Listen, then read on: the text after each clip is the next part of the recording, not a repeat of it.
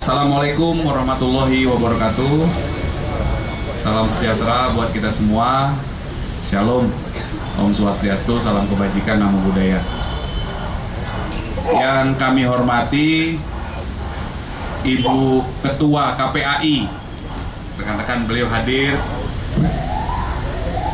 Berkenan hadir walaupun mendadak. Terima kasih Ibu.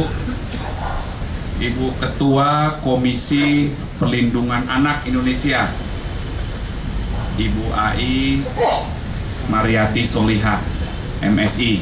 Terima kasih atas kehadiran Ibu. Kemudian yang kami hormati Wadir Reskrimsus Polda Metro Jaya, AKBP Henry Umar, serta penyidik, rekan saya Kanit dari Subdit Siber di Reskrimsus Polda Metro Jaya, serta rekan-rekan wartawan atau media yang berbahagia.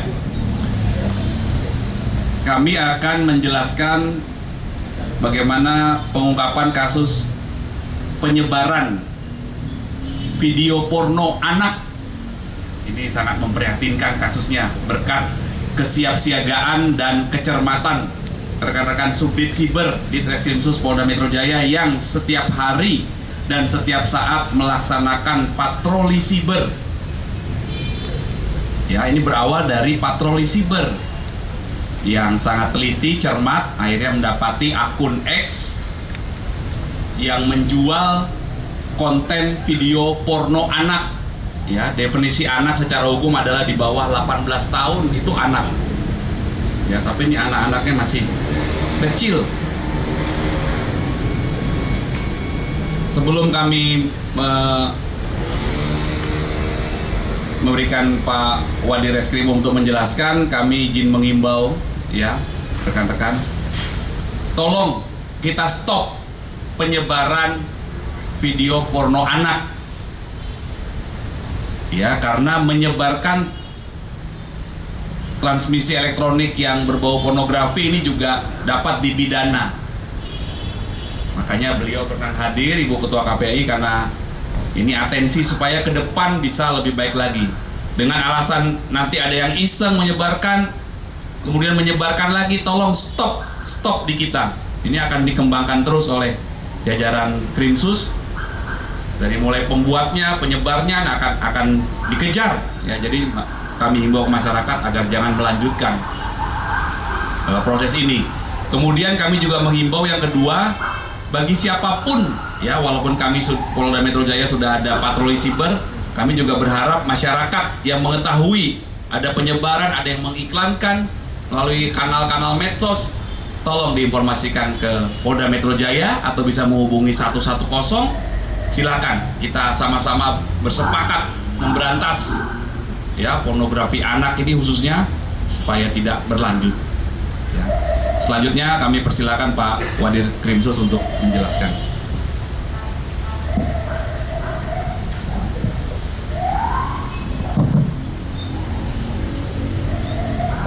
Bismillahirrahmanirrahim.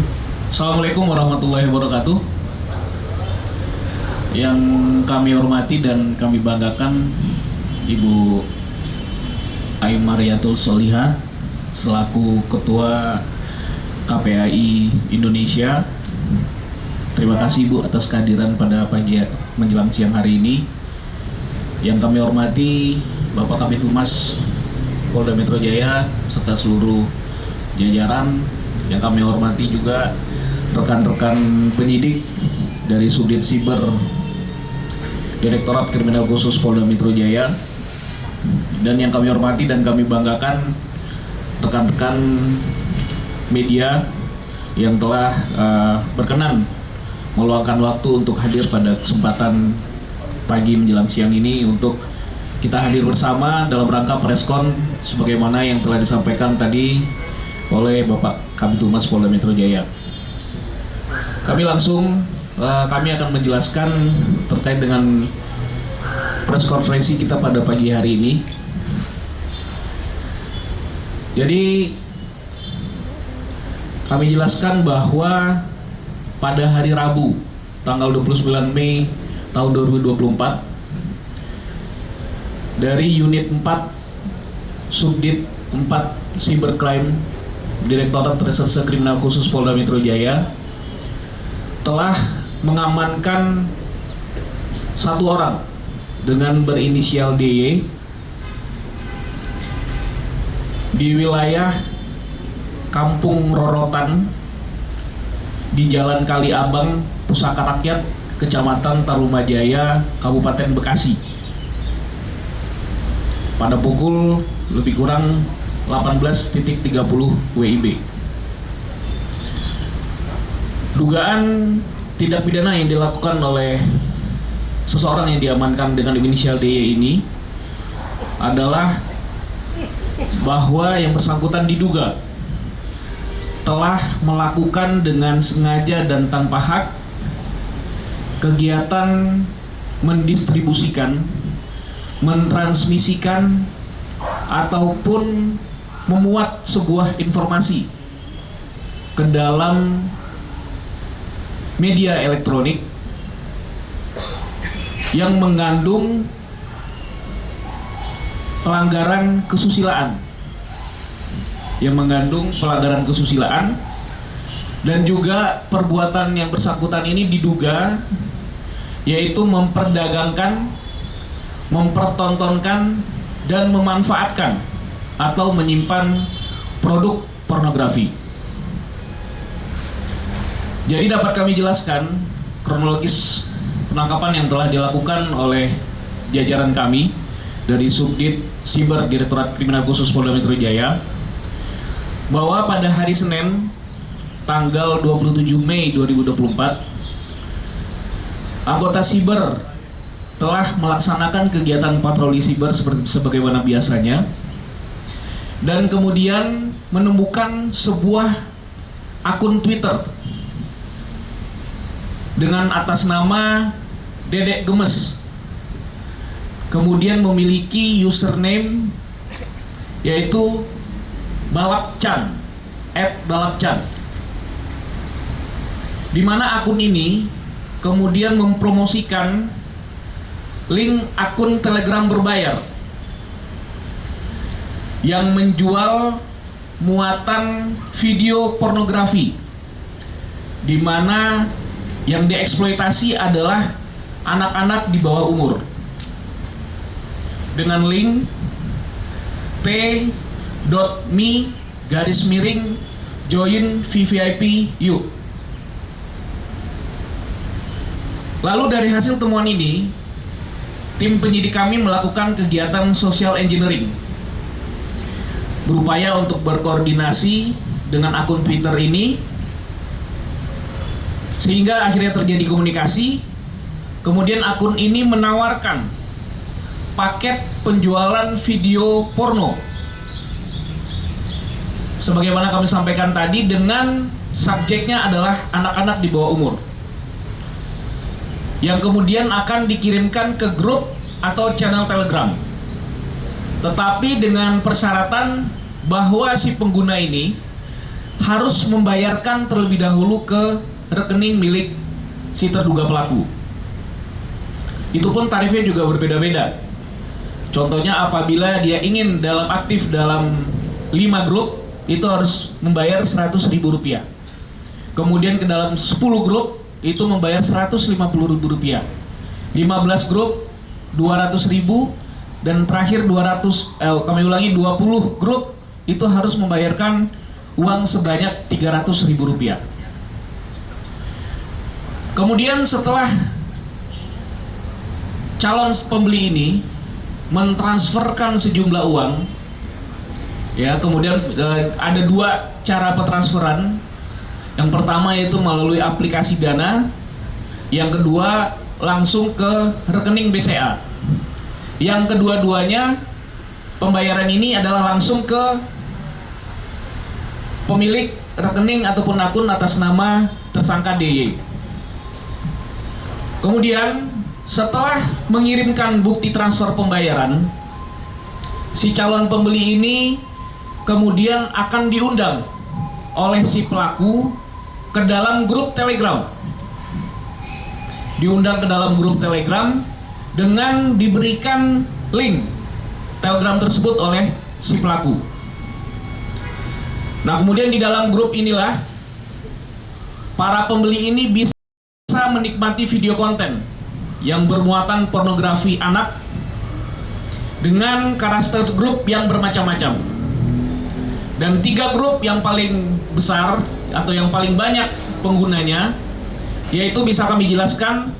Yang pertama yaitu VVIP Bocil, yang kedua VVIP Indo Bocil 1, dan yang ketiga VVIP Indo Bocil 2.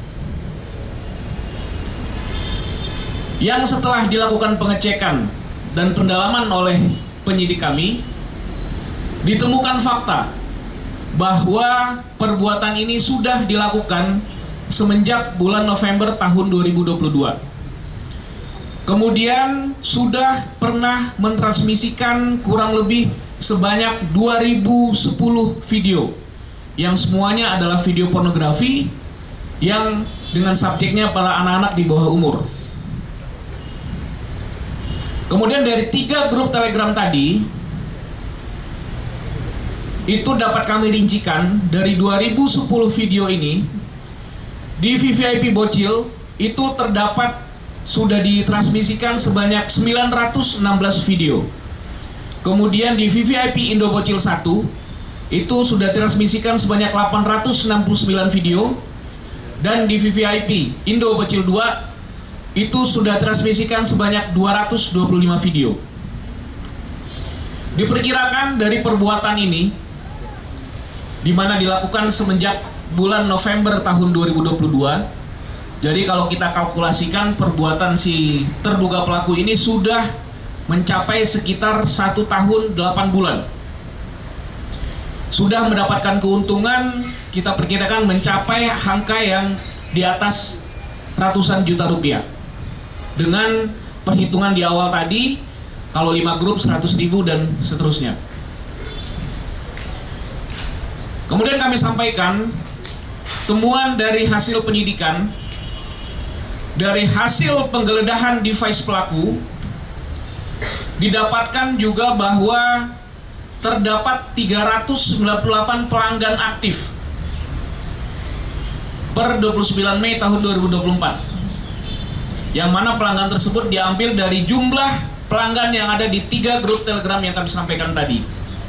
Yaitu di VVIP Bocil itu ada sebanyak 332 pelanggan, VVIP Indo Bocil 1 ada sebanyak 61 pelanggan, dan VVIP Bocil 2 itu ada sebanyak 5 pelanggan.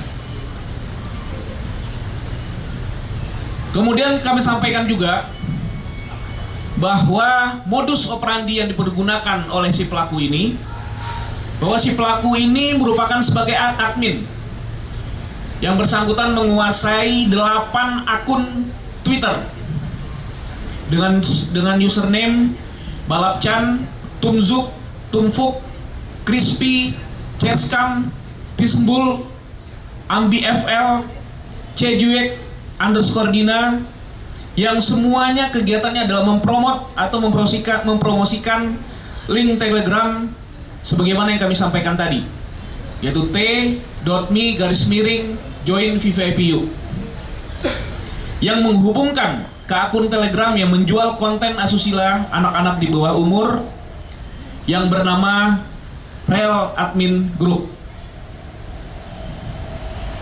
Untuk total grup yang dimiliki oleh si pelaku ini memiliki 105 grup.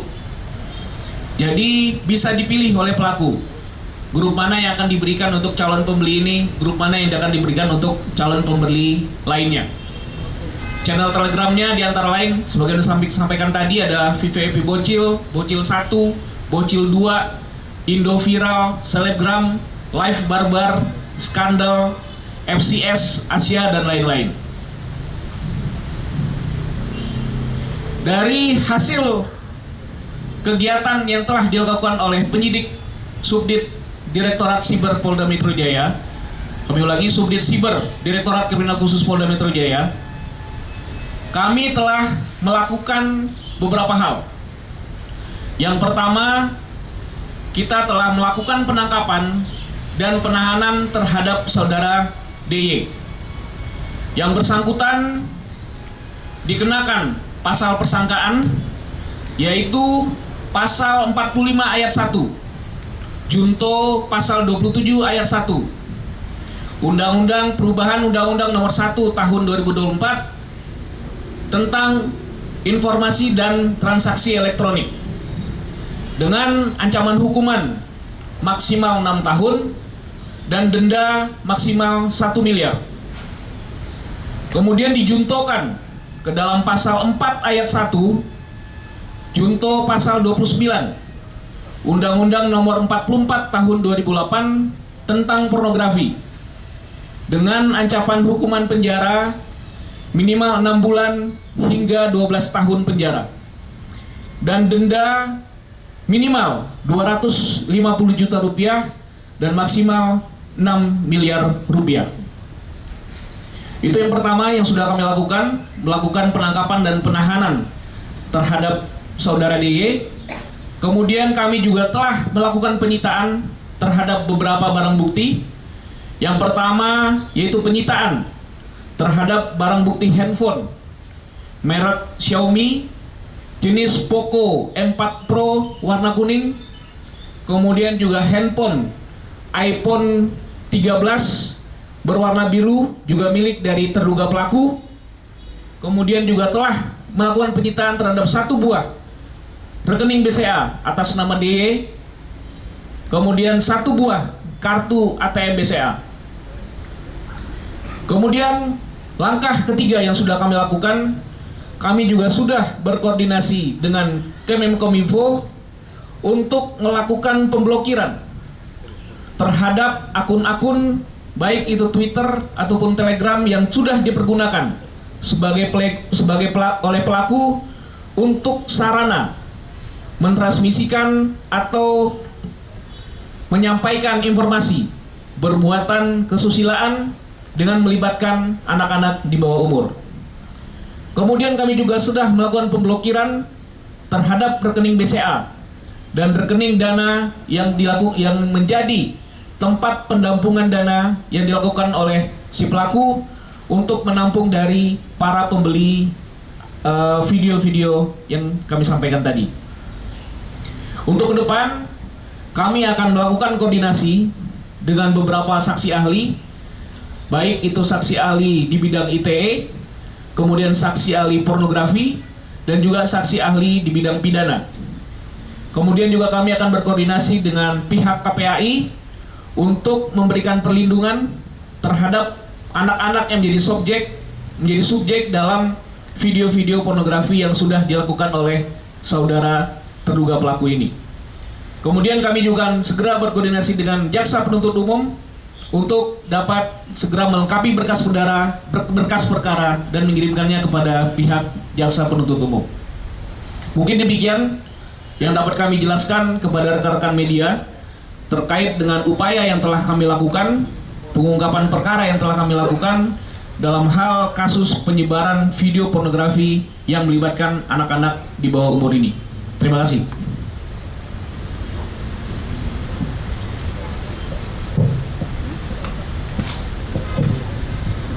Terima kasih Pak Wadir. Rekan-rekan, selanjutnya kita dengarkan sambutan atau arahan dari Ibu Ketua KPAI ya, karena beliau sangat concern sekali. Last minute tadi saya hubungi beliau, undang, dan beliau sangat concern dan atensi terhadap ini. Mohon izin Bu, kami persilakan.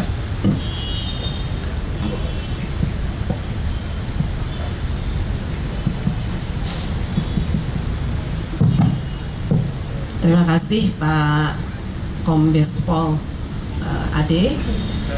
Assalamualaikum warahmatullahi wabarakatuh. Selamat pagi menjelang siang. Yang saya hormati, saya banggakan di sini selain Pak Kabid Kabid Humas, Pak, ada Pak Wakadir Krimsus ya, yang sudah menyertakan KPAI. Ini disebut jarang, kami juga beberapa kali terlibat, disebut sering seyogianya. Memang ini internalisasi di tingkat kita karena kasusnya berkelindan dengan isu anak, jadi kami mengapresiasi sudah turut dilibatkan pagi ini teman-teman penyidik. Saya sangat mengapresiasi hari ini dengan kecepatan 3 hari ya kalau tidak salah, ini dari sejak dilakukannya operasi atau cyberpol di tingkat Polda Metro Jaya. Rekan-rekan awak media yang saya hormati, sebagaimana tadi disampaikan oleh Pak Wadir, Pak Kabid, bahwa situasi anak-anak dalam pornografi itu setidaknya menunjukkan dua kerentanan dalam kasus ini. Pertama, mereka menjadi subjek atas beredarnya orang-orang tindak kejahatan menggunakan anak di dalam membangun sebuah industri yang menghasilkan ya limpahan materi. Kita masih ingat ketika PPATK merilis di 2022 bahwa jumlah dana 114 miliar dalam 1 tahun itu dihasilkan dari salah satunya adalah TPPO dan pornografi anak. Hari ini di tahun 2024 kita masih baru di akhir tahun ya, akhir bulan Mei ini satu persatu kasus sudah menunjukkan angka yang fantastis, tadi hampir ratusan juta, dan bahkan waktu itu juga kita mendengar DPR menyampaikan hampir 200 triliun baru satu caturulan, artinya bulan Mei itu juga dihasilkan pornografi anak, TPPO, dan judi online. Saya ingin mengatakan bahwa ini indikasi yang sangat besar anak-anak masuk menjadi talent, menjadi subjek pornografi di dalam percaturan industri seks yang masuk di dalam pornografi anak. Itu yang pertama. Yang kedua, tentu saja anak-anak ini juga sangat berpeluang menjadi pasar yang mereka dikirimkan, mereka kemudian juga menunjukkan dan mereka menikmati supaya ada dampak ketergantungan atas tayangan-tayangan tersebut kepada mereka. Ini tentu saja termasuk konten pornografi lainnya, bukan hanya konten anak ya, tetapi konten dewasa dan lain sebagainya. Tentu dua hal ketergantungan atau kerentanan ini sangat memprihatinkan bagi kita semua. Sehingga KPAI menyebut 3 tahun terakhir adalah situasi darurat pornografi yang kemudian diikuti dengan berbagai pengungkapan dari aparat penegak hukum yang menunjukkan bahwa kompleksitas anak-anak kita masuk di dalam industri pornografi ini sudah sangat meluas dan bahkan ya masuk antar berbagai negara. Teman-teman masih ingat ketika Polresta Bandara Soekarno-Hatta bekerja sama dengan FBI telah membekuk beberapa pelaku yang itu kemudian salah satunya juga ada anak-anak yang menggunakan talent anak untuk disebarluaskan di berbagai negara. Hari ini Indo Bocil yang disebut, saya meyakini ini sepenuhnya adalah talent-talent anak Indonesia, dan ini menjadi kepentingan besar. Tadi dikatakan baik itu perlindungan, baik itu pemulihan, baik itu pengembalian anak-anak kita untuk kembali bisa hidup dengan wajar. Ini yang menjadi target utama, harus kita kembalikan kepada anak-anak yang butuh perlindungan.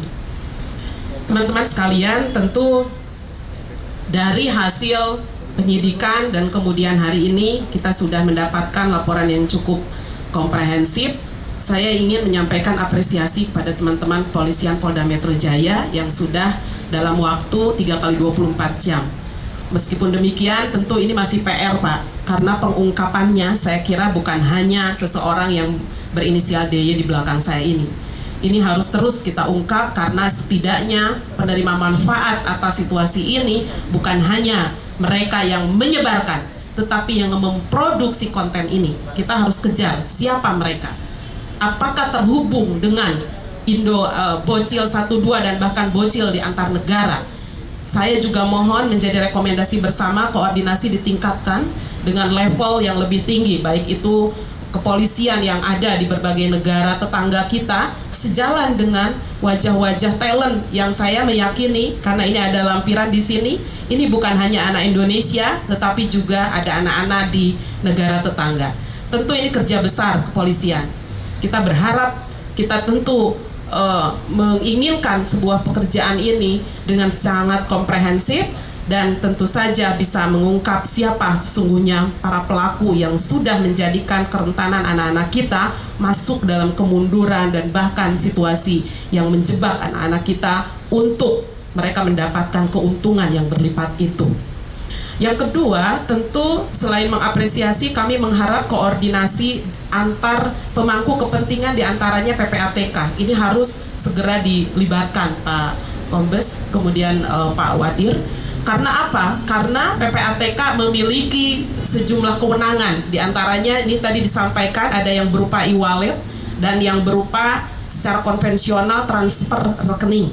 Tadi saya mengejar angka berapa dari akumulasi hari ini sehingga bisa ditelusuri dari mana saja akumulasi anggaran atau dana itu sehingga bisa dilacak siapa penerima manfaat kemudian yang itu berasal dari bisnis pornografi ini. Yang ketiga, tentu kami juga akan memberi rekomendasi aktif setelah ini siapa anak-anak kita yang ada di dalam konten tersebut. Karena ini yang harus dijangkau dan diberikan sejumlah hak-haknya, karena tanpa itu kita tidak bisa membayangkan. Mungkin hari ini mereka sedang berada di sekolahan, sedang bermain dimanapun, tetapi ada bagian hidup yang mereka sangat viral dan mereka sudah dijual belikan secara pornografis. Ini tantangan kita. Padahal 2045 kita semua mungkin sudah entah di dunia mana dan mereka yang akan justru menjadi pemimpin di negara tercinta ini. Teman-teman sekalian, juga rekan-rekan kepolisian, satu hal lagi yang ingin saya sampaikan bahwa tentu saja ini menjadi trigger ya. Hari ini Satgas TPPO sudah dibentuk di bawah Kemenko Polhukam. Dan ini mari menjadi bahan untuk kita sama-sama mengawasi apakah sudah berjalan atau tidak.